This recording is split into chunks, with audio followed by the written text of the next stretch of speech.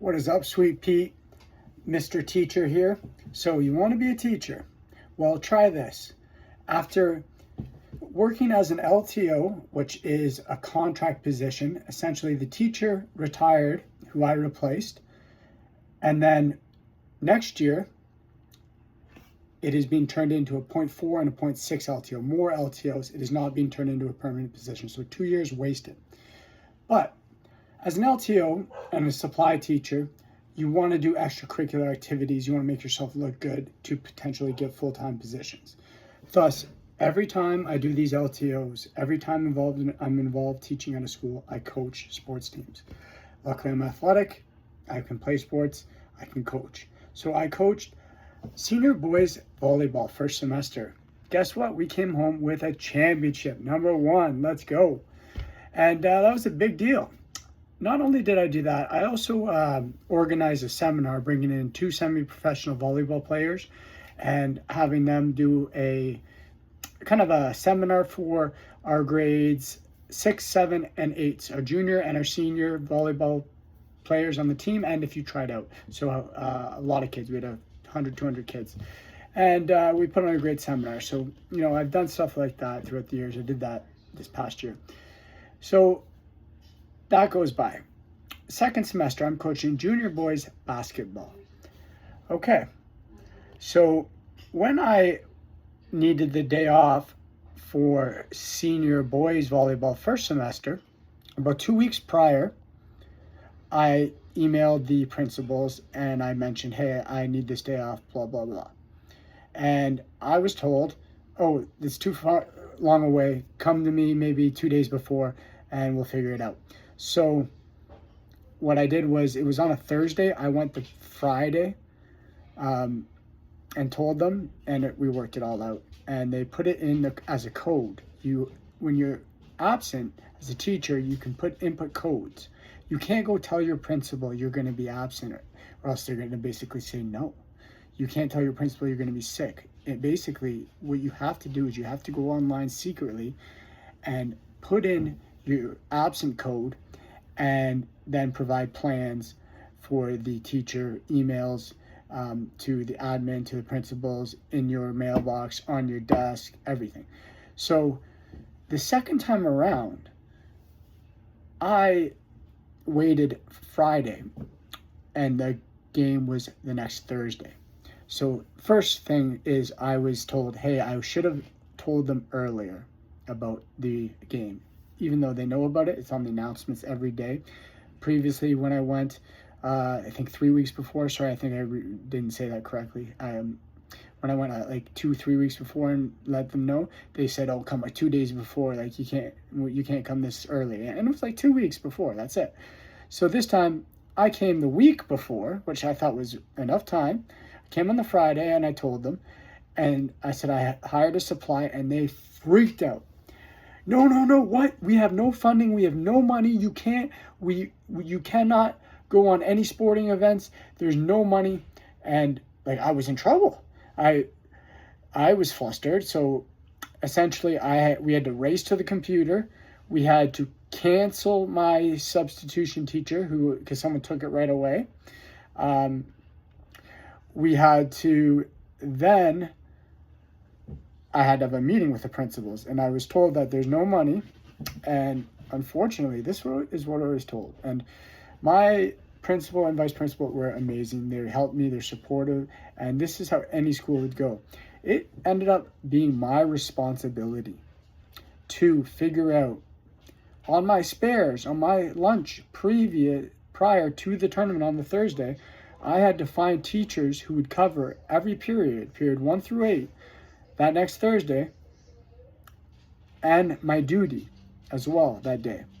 So not only am I having work taken and extra time that I have to do by on my spares and in my lunch leading up to this junior boys basketball game, going to teachers, emailing them, no one's responding. I'm like desperate at this point. It's the next week. It's Monday and I'm freaking out. And luckily I had this special lady, a woman, and there's some great teachers and great people out there, and there's some not. It's like every workplace.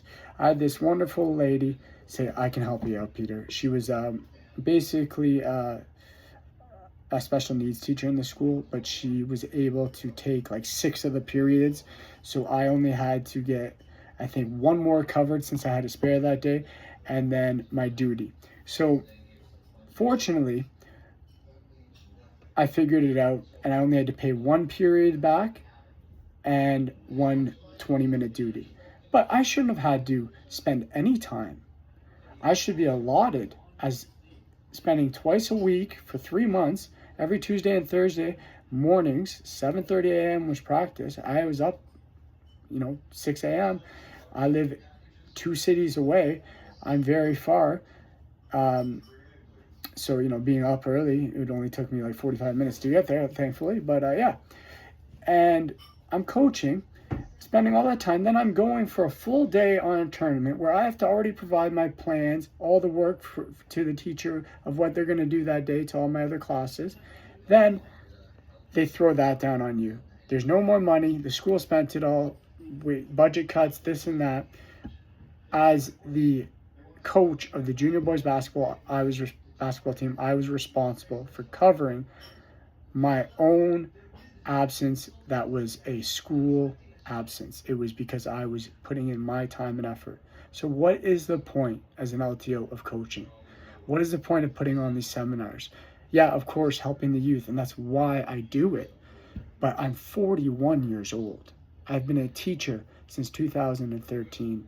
I have a master's of elementary education. I have a 4-year BA in social cultural anthropology. I have a 1-year liberal arts certificate.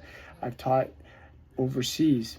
I've taught the international baccalaureate program, the IB program. I've taught private schools. I've taught the STEM program.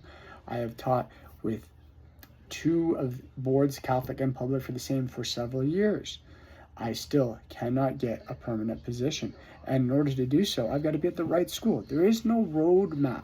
There is no system that says, okay, get a supply job here, and then you will get permanent. The way it works is you supply, you start taking LTOs, long-term occasionals. They could be 11 days like one of mine last year. They could be a full year, as I was lucky to get last year. That's lucky.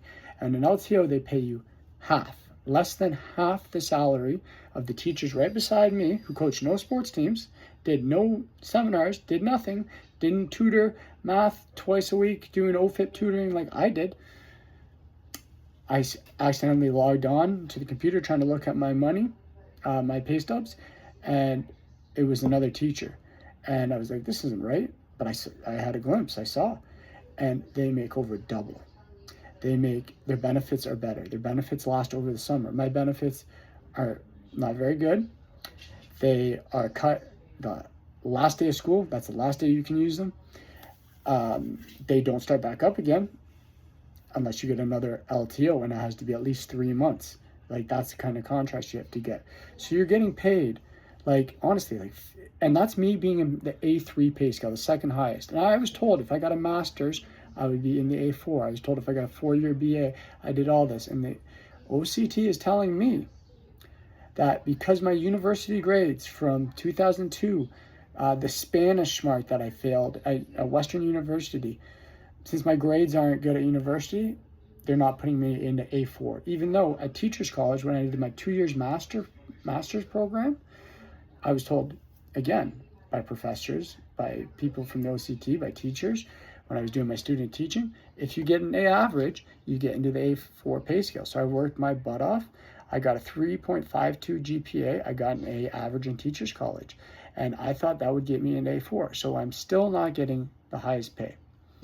I still don't have any job security come September. I will have to supply, and luckily there's lots of openings from my experience, so I can get a lot of work. But what about benefits? So do you really want to be a teacher? Is this fair? I have so many experiences and so many stories. Just wait. If you hung on this long, subscribe. I'm going to have shorts, 30-second videos coming, acting out, things that the students do, and everything. It's insane. Teaching's insane. Do not become a teacher. All the best. I love all the great teachers out there. I'm one of them, but don't do it.